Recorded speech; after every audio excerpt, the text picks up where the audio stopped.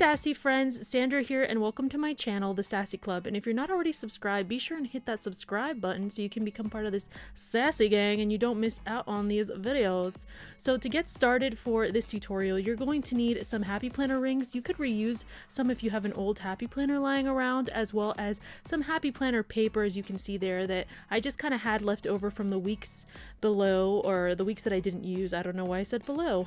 And as well as the Happy Planner 365 punch, in case you need to actually make your own paper, because you're going to see what I mean as I get along with the tutorial. You're also going to need to pull out your stacks of Happy Planner stickers, or whatever stickers you have in your stash that you want to make a book of, as well as a tape runner. I'm using that little cheapy tape runner, but that's only because I don't want to waste my Tombow tape runner. It's my precious. So I'm kind of just saving that, so any cheap tape runner will work for this tutorial, so you don't use your good stuff. That's, you know what I'm saying. So anyway, you're going to start off by pulling it out of these books. You want to be gentle while doing this so you don't rip it or anything. It should come out pretty easy, but just in case you're like me and you get forceful with things, just be gentle, y'all. And then you're going to go ahead and cut a bunch of these little pieces off of your paper, because you're just going to want to use those to stick your stickers to, as you're going to see, as redundant as that sounds. It's going to save you a lot of time to do this ahead of time. And you're going to see I'm going to add adhesive only to the part where I left like the first box of that page, and I'm going to line it up with that line, and that just helps to make sure that you get it straight every time. And that's helpful for me because I know that sometimes I tend to make things wonky. We're going to go ahead and repeat this process on the other side of the paper, doing exactly the same thing. And if you wanted to, you could add some adhesive on the other sheet too, just to make sure that they stay kind of sandwiched together. That's something I ended up doing off camera, but just to let you guys know in case it bothers you that when you flip through it, you have a little bit of an opening. I'm also just cutting off the excess that's going to be left over because I lined up the stickers with the bottom of the page. Now I'm moving on to making the cover for this. I'm just using some heavyweight cardstock, that 80-pound cardstock, and I'm cutting it down, and it's going to be just slightly larger than the actual sticker sheets themselves, so it's pretty easy to do this. You can either measure it or line it up, and I'm just cutting that down with my paper trimmer. Once I have those pages ready, I'm pulling out my Unicorn Dream stamp set, and there will be a link to my shop in the description box below in case you want to get your own, because who doesn't love some unicorns, you know? Yeah, I'm obsessed with unicorns, as you can tell by my unicorn washi dispenser. So I'm going to use some of my Sassy inks, the Sassy pink that came in the unicorn kit, which I think is just the best pink ever. And I'm going to go ahead and stamp the clouds from that set. And I'm going to go ahead and use a two-tone stamping technique where you kind of just stamp off the excess ink from the first time you stamped, and it creates this really cool second shade that is basically looking kind of like a lighter faded version of the first. And I really love doing this because I feel like you get more mileage out of your inks, because if you didn't have a lighter pink, this would be a perfect way of doing it, and it also just saves time.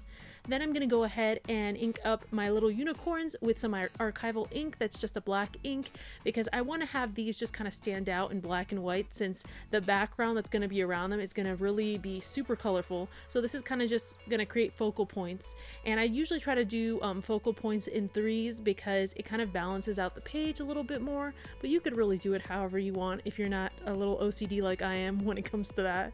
So I'm just stamping off too, and I have a scrap piece of paper underneath so that if I want to stamp off an image from the page to kind of let it overhang, it's not going to get on my desk. So another thing to keep in mind while you're doing this process, just keep a scrap piece of like cheap fax paper around to do that, or some of your leftover Happy Planner papers that you cut.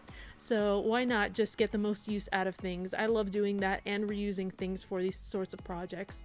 So once you have all those images stamped, I'm going to use the inverted image that comes in the stamp set to color in the star, and it just works perfect. I'm using the ink color Tweety that is also from TheSassyClub.com, and I just really love that yellow because it's just like a very vibrant like yellow. It's just perfect. I don't know, I know they're my inks so I can say that, but I just really love that color yellow, and I'm very picky about my color yellows that I like. So these pages are now done, and as you can see, I just stamped and stamped till it looked right to me, and I really loved the way they came out. And now I am just making sure to flip them over so that I have them the right way, so that when I punch the holes through these, that they're just lined up perfectly. Please keep in mind that this punch is not necessarily the best punch for thick paper, so you gotta put your weight into it, as you can tell I did right there.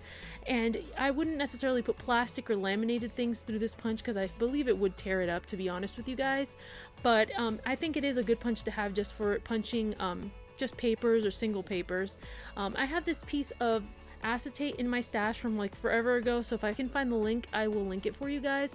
But instead of laminating, I decided to actually just create like an overlay of acetate that's kind of thick, so it works perfect for this type of project. If it was too thin, then it wouldn't really work the way I wanted it to, but it's kind of a matte acetate, so I didn't want the glossy look that you get from laminating, but I could have done that, and it's really up to personal preference. So if you want to go ahead and do that, you can. Just like you could also use scrapbooking paper if you didn't want to necessarily stamp your cover, but I just wanted to make it kind of my own.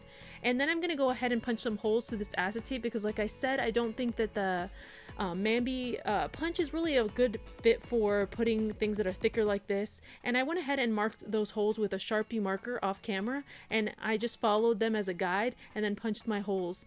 And then I'm just going to cut the slits through the holes as well, because it basically works just as well as if you didn't have a punch, you could do this to the paper as well. You want to make sure that those slits are big enough that you're not going to have any like trouble opening up your cover, because I've done that in the past before when I didn't make the slits big enough. Of course, you don't want to make them so big that you ruin your cover, so I would just play it by ear, and if you see you're having trouble opening your cover up, just make the slits just slightly bigger. So now we're putting in the rings. I did buy these larger rings because I figured I wanted to have room to grow with my sticker collection. As you guys know, I don't use a ton of stickers, but the stickers that I do use, I kind of like to have handy. I use a mixture of stamping and stickers in my planner, and I really kind of like to be able to do both. And I'm just adding those in, as you can see, and I'm being gentle to make sure I don't rip anything again, because, you know, it's easy to do that. And now that I have all my sheets ready to go in my book, I'm going to just start placing them in there. And again, just want to put light pressure as you're doing this. It's really easy to rip things. I'm like notorious for ripping things. You guys might not see it on camera, but I do it a lot. So I'm just warning you to just be gentle, because by the time you get to the part where you're putting these in, sometimes you can get a little restless, like, oh, I just want to see my book put all together. So I know that that's how I am when I'm working on projects. And also, you guys are going to see how I add in other inserts of stickers that are maybe not as sturdy as the Happy Planner ones. This one, for instance, is kind of floppy and thin, so I cut a piece of cardstock that's 80 pounds, and then I'm just going to basically tape down with this tape runner onto that cardstock, and then I have the holes that I'm going to punch, or already did punch actually, and then just stick it onto there, and then cut the excess paper that I don't need around it, just so that it looks kind of like cleaner. And then I could definitely just stick something behind there as well to get the most use out of it, but I didn't have anything at the moment that I wanted to put behind there, so I just kind of decided I'd show you guys these other ones that I did that look like just as good, and they're just a little bit smaller than the actual Happy Planner ones, and so I decided to put them in front so that they don't kind of get buried in the back of the larger ones. And I really love the way this turned out, you guys. I'm going to make a mini one as well, and if you guys want to see kind of like the mini one I'm gonna do, then leave me a comment below. And if you guys just enjoyed this video and want to see more tutorials like this, be sure and give me a thumbs up. I really love sharing these type of things with you guys. I originally saw this idea in a Facebook group, but I didn't see any sort of tutorial for it, so I kind of just winged it on how I thought it would be a good way to make it. So just want to put that out there. I don't know who the original creator of this idea was, but I hope you guys enjoyed this nonetheless. And like I said, be sure and subscribe and like these videos, and I will see you guys again very soon. Bye!